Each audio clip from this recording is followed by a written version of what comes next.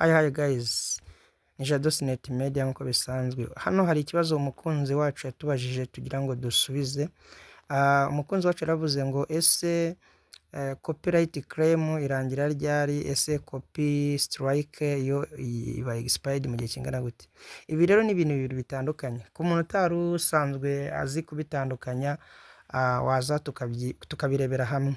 Ni mu kanya gatoya. Okay, hanyuma rero copyright claim ni igihe uba ufite video ariko irimo content z'abandi, icyo twita content ID. Iyo rero ufite tuvuga wenda ukoze video ariko iyo video irimo audio wenda z'umuhanzi runaka, iyo uwo muhanzi yafashe audio yiwe akabwira YouTube ko iyo audio itemerewe gukoreshwa ahandi hantu mu zindi content z'abandi bantu, icyo gihe baguha warning cyangwa se baguha ni nko kukuburira, barakuburira bakakubwira yuko nyirayo aramutse claiminze yuko amutwariye igihangano cye batabakuraho video irimo iyo audio.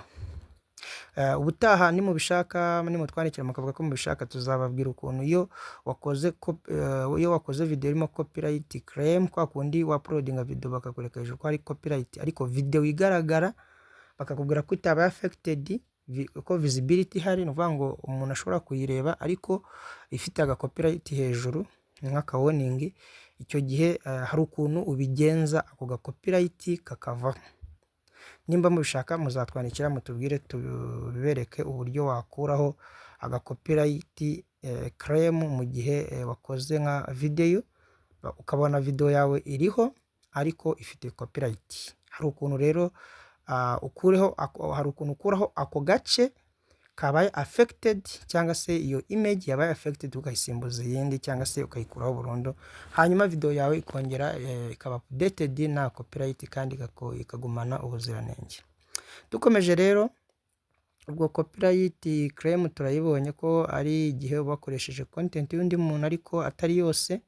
Nuvuga ngo hakaba harimo wenda ni audio niyo bakoresheje kandi nyirayo nyine ntago arabibona ngo akorege kuri YouTube, ubwo icyo gihe iyo warning igumaho. Hanyuma ikibazo cyacu rero bari batubajije batubwira ati se iyo copyright claim imara igihe kingana gute.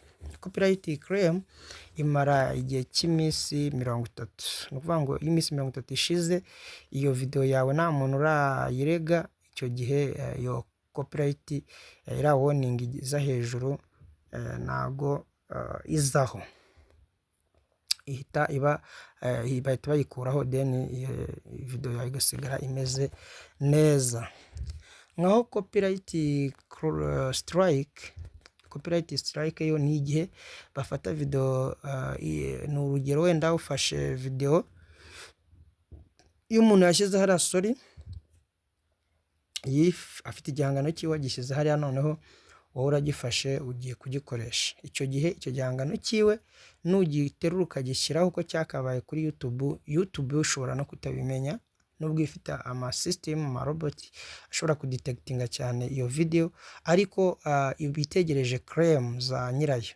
Nuvuga ngo rero mu gihe nyirayo azarabukwa iyo content akabona uri kuyikoresha cyangwa se uri kuyihemberwaho ataguha uburenganzira, ahita abimenyesha YouTube. Icyo gihe nuvuga ngo akora icyo bita Digital Millennium Copyright Act. Icyo gihe agasaba ko iyo video ikorwa kuri YouTube channel. Iyo rero iyo video imaze gukorwa kuri YouTube channel ntago biba birangiye, nuvuga ngo ubwo visibility yayo ibibaye zero, nuvuga ngo nta muntu n'umwe uba wayibona.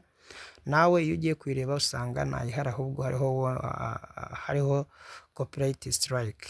Rero iyo bigenze gutyo nta kindi kintu wakora usibye kuba nimba bakurenganyije waclaiminga, ukanda kuri copyright strike bakakuyobora bakakujyana aho ushobora kuclaimingira, cyangwa se ukaba wahamagara uwo muntu we contactinga YouTube ikagukuraho copyright. Ibyo ni ibintu byose uko ari izo ni method ebyiri bemera cyane. Hanyuma iyo byanze ikagumaho, nk'uko umukunzi wacu yabitubajije, copyright strike imara igihe cy'iminsi 90, ni ukuvuga ngo ni amezi 3, hanyuma ikazaba expired, ikavanwaho. Video yo iba yaravuyeho already, ahubwo icyo baba bagukije ni ya strike. Iyo tuvuze strike ni nka warning ivuga iki rero? Iyo ugize strike 3 mu gihe cy'iminsi 90, ni ukuvuga ngo mu mezi 3 iyo ubonyemo strike 3 ukoze video z'abandi bakakurega bakazikuraho zikaba 3, icyo gihe YouTube channel yawe cyangwa se account yawe ya YouTube channel yawe ivaho, bakayikuraho. Nimba wenda ari email yari ifite wenda YouTube channel nk'eshatu, icyo gihe iyo email ikurwaho, then za channel zawe nazo zikaba removed. Urumva ko usigarana ikibazo gikomeye cyo gushaka izindi content cyangwa se gufungura yindi channel shyashya. Urumva ni intambara uba utangiye